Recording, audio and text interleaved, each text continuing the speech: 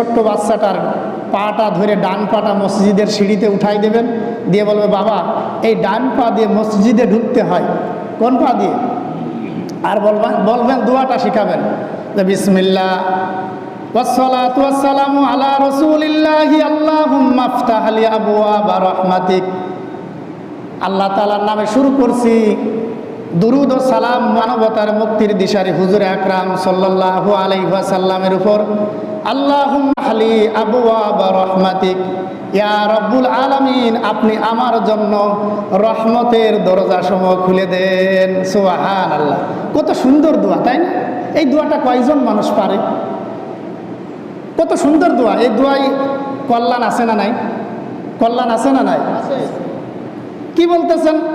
আল্লাহুম্মা আফতাহ লি আবওয়াবা রাহমাতিক, ইয়া রব্বুল আলামিন, আপনি আমার জন্য রহমতের দরজাসমূহ খুলে দেন।